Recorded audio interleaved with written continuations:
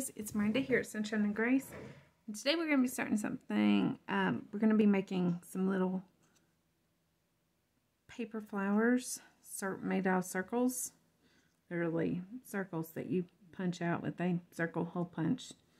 They couldn't be any easier to make, and it's part of something new I want to try. I noticed that my collaboration project for the A to Z of Christmas craft project that used 9 items to make a loaded paper ruffle, that went over really well, that y'all seem to like that. And it kind of made me realize that when I make projects, I do first of all tend to make things that can be duplicated easily, and that I can make a bunch of at once, which means that I try to limit the products that I use to a set number, and stuff that almost anyone who's crafting would have.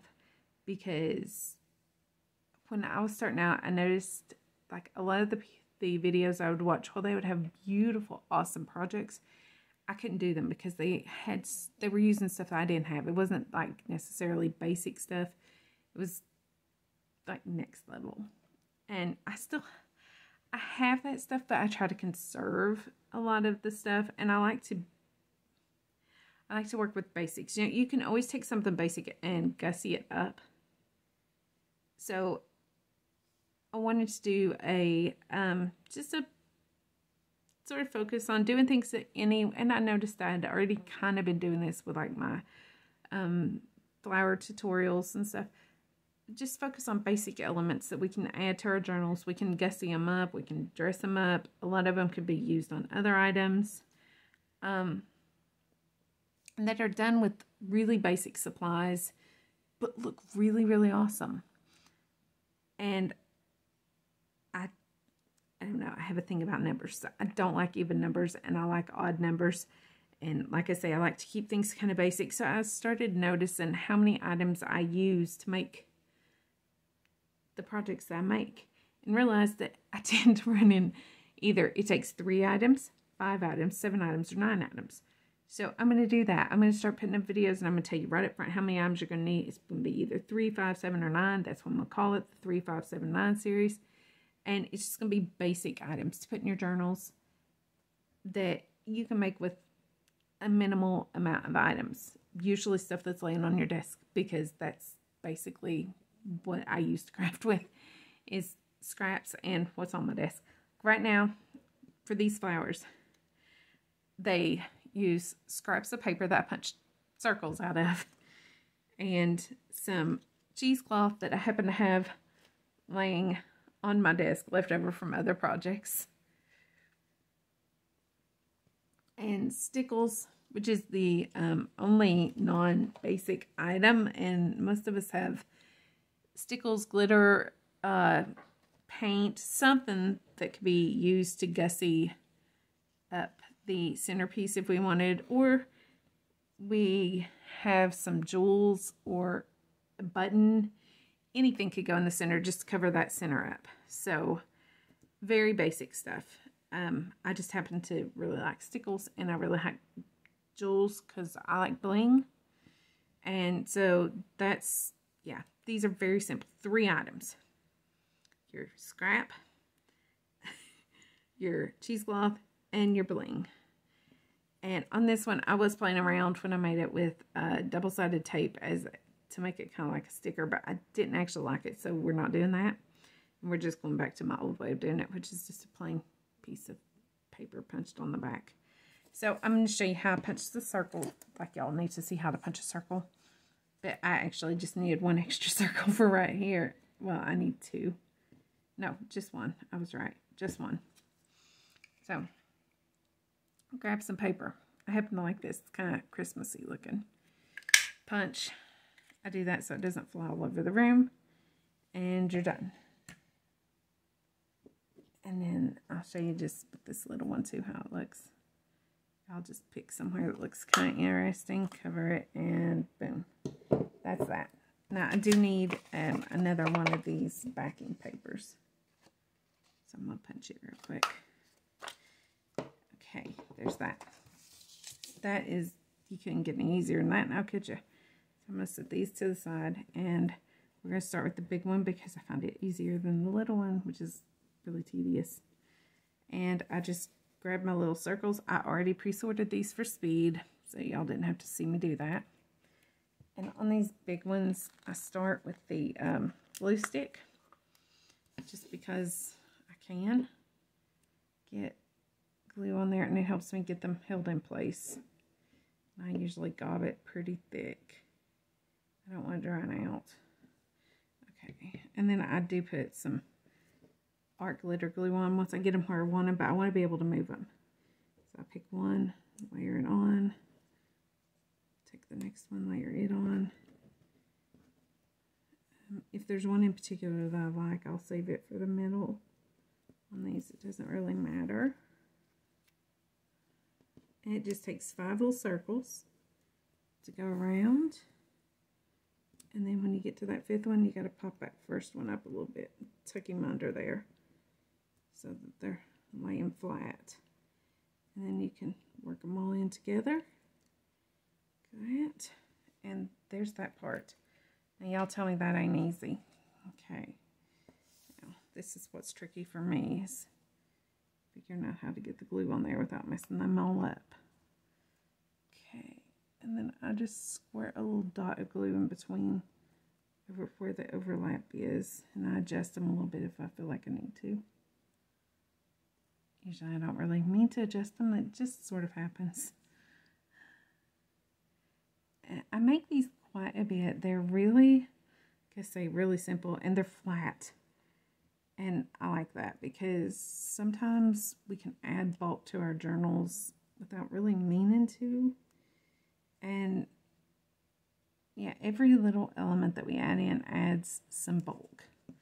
Okay, now those are all glued. Like the placement. So we'll take and pick a cheesecloth for that. Got a piece of lace in there. I think I'm just going to go with white. You can see I have all my colored cheesecloths from different things. I actually use cheesecloth I used to make jelly, which is this one, and this one came from making jelly last year. This one's just coffee dyed, and this is when I dye papers. I will wipe stuff up with it. So you just take the tiniest, and I do mean the tiniest little piece of cheesecloth, and you're going to scrunch it up even smaller. So something like that, and you're just going to kind of fold it up so that it looks kind of like a center. And I forgot to get my art glue, or Fabri-Tac 3-in-1, whatever, beacon glue, and put a blob right there. Oh, sorry. Get carried away, knock your camera all over the place. And then dab a drying stick. I like to blotch that. Y'all didn't see me do that. Okay, that's still too big, so we're going to scrunch it even tighter.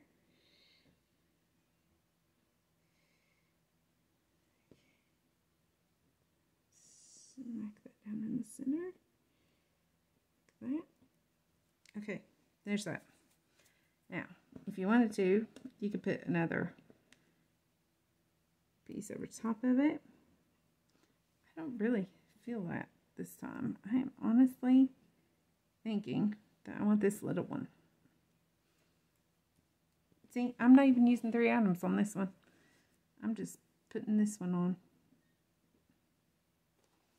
because for some reason it just kind of called to me as a centerpiece. Okay, and that's that. That flower's done. Cute, cute. Set that one over to the side. Now let's do one of these little ones. Okay, I did that one already in the big one, so I'm going to do these little ones here. And this is actually 2 different kinds of paper. One is a glitter paper and one is just a pretty paper. And there's no good way to do these little ones, so I just put like a big ball of glue on this because they're little and there's no a real easy way of doing it. Okay. I mean, it's easy, but you know what I mean. There's no right or wrong way to do this. You just kind of got to do it. They're small. There's not a lot of room for error there, or not a lot of error. I just layer them kind of one over top of the other again. And since I'm using two different patterns, I will alternate patterns to get that pretty look. Okay, there's the fourth one. Let's pick up my fifth one. And yeah, you will end up with one that's like, you know, kind of overlaps. So I try to pick one that looks a little different than the first one, even though they're the exact same pattern. And then just smush it under there. Squish it all together. You can see there's a little tiny bit popping out there. So what I'm going to do is take the tiniest piece of cheesecloth. I think I'm going to use brown.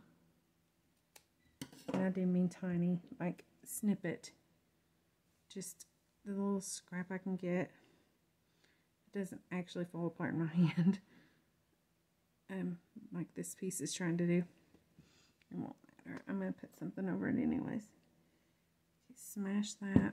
Let it sit for just a second. Make sure everything is put. One little tiny dot. And we'll smush the dot. And we will put this little nublet. I just make up words left and right, y'all.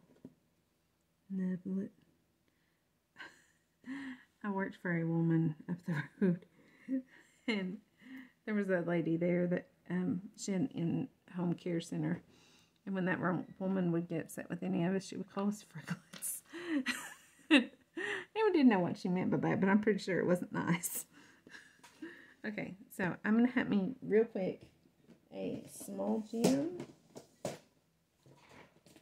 stone out of my gem drawer and pop in the middle of that.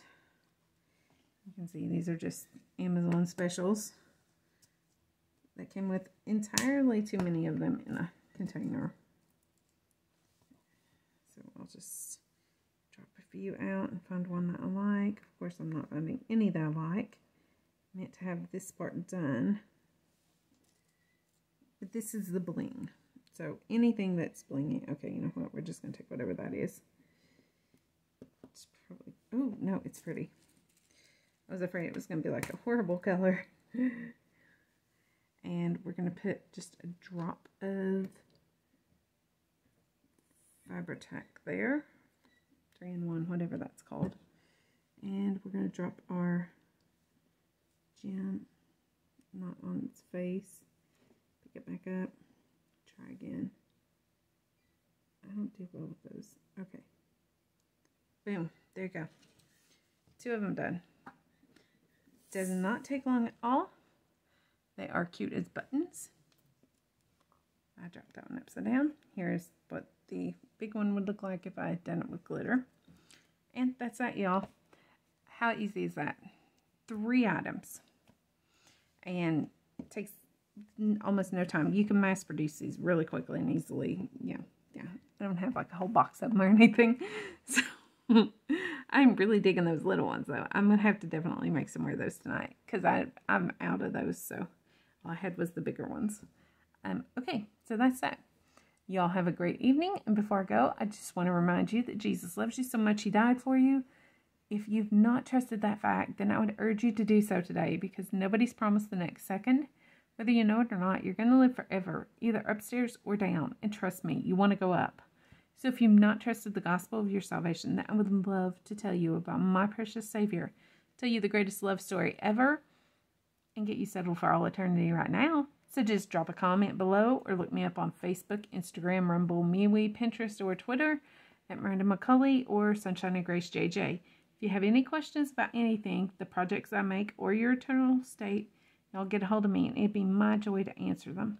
Y'all have a great day and we'll chat soon. Grace and peace. Bye-bye.